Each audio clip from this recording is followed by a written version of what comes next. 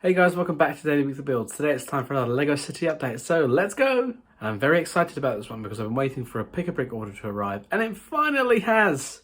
With lots of parts. And in the last update video, you would have seen me laid out these roads to make sure this area is getting ready, which is good. But today we're going to finish off this back corner here where the supermarket area is. I figured it just makes sense to kind of finish that corner off before I start working in front of it.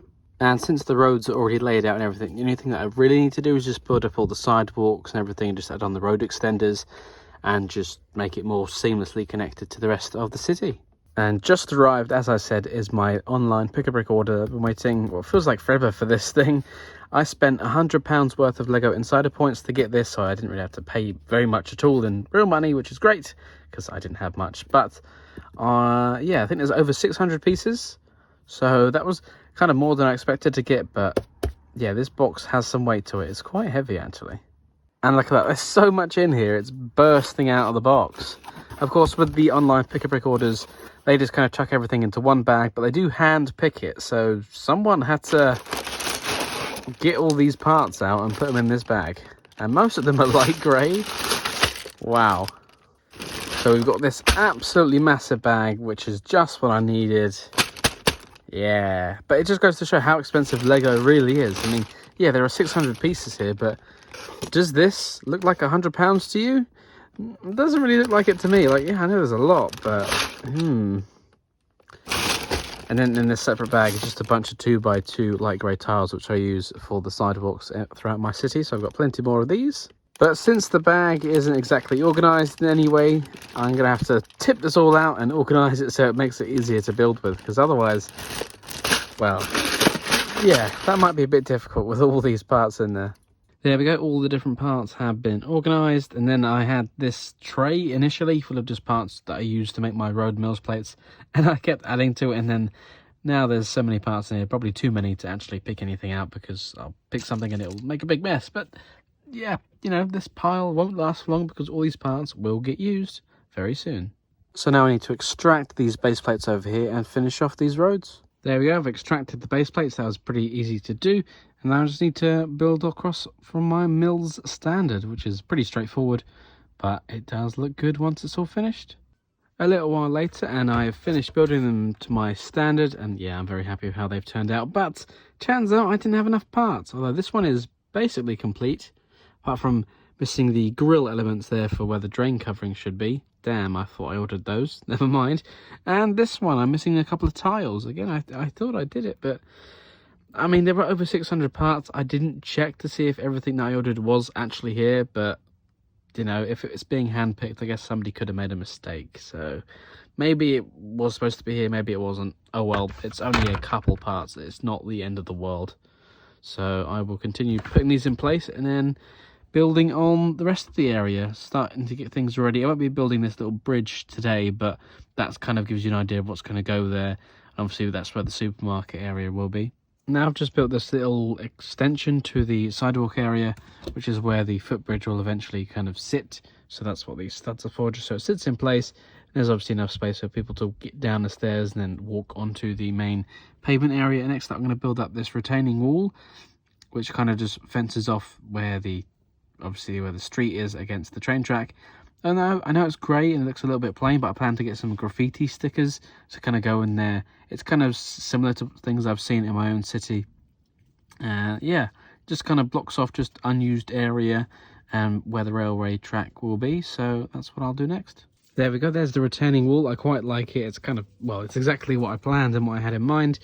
Although another part that I don't have is the 1x4 version of these dome little pieces. I was sure I selected those on the online pick-a-brick, but I checked my order and I definitely, well, it wasn't on the order, so I guess it didn't, but I was so sure that I ordered those. So yeah, always need more parts when it comes to LEGO. You miss something or you don't have enough. Just like when I did the track ballast, I didn't have enough to finish that, so I still need to do that.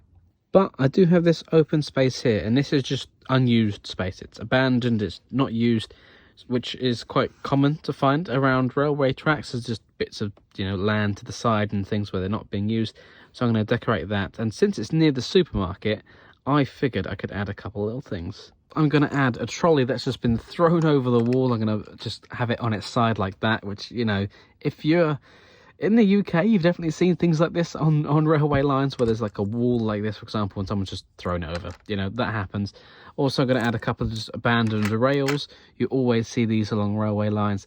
Maybe adding a little bit of greenery and a few plants to kind of suggest it's overgrown. But like I said, I don't want to get some graffiti style stickers to go in some of these panels here to look like people have been trespassing and doing graffiti. Again, typical things that you would find in an area like this. Wow, I am really happy with how this turned out. I don't want to add too many details because I just thought it might look a bit too cluttered. Sometimes less is more. I've got a few plants growing up, different coloured stances to represent dirt, gravel and rust, bits of old junk and metal maybe, with our abandoned rails there and our shopping cart that's been thrown over the wall with the plants growing around it. Yeah, it's the little things like this that they make me very happy. It's exactly how I imagined it. And then once, like I keep saying, with the stickers in some of these panels that like graffiti, it will really feel alive. I've just had a quick look through all of my spare sticker sheets, and some of them I forgot I even had. I bought extras for different projects and things, so it's good to look through those. But some that I came across that could be useful, some with some slight graffiti on. I think this one's from a Hidden Side set with that boo. You know, that could just be like a bit of graffiti. Or this one, which is a bit of graffiti from this Fire City set, but it's got the missing poster on it, and I don't know if it makes sense for someone to put a missing poster for a cat down here. You never know, but yeah, not too sure about that one. I guess I could put it up here, because who's to say people do graffiti in places where you can't normally get to? Sometimes it pops up everywhere, and I guess maybe on this wall it might work, but yeah. Oh yeah, even adding those, it just makes it feel more alive. Yeah, that was a good idea. Still want to get a couple more, maybe to go down here or something. But yeah, very happy with it. And I did put that cat poster one here. Figured it kind of made sense there. So there we go. Adding some stickers, adding details. But to you, this might look pretty boring. But to me, I'm very happy with how it's turned out. And I've just finished tiling off with the supermarket area where that's going to go. Starting to place that in. I was building the MILS plate for it, but I ran out of bricks, of course.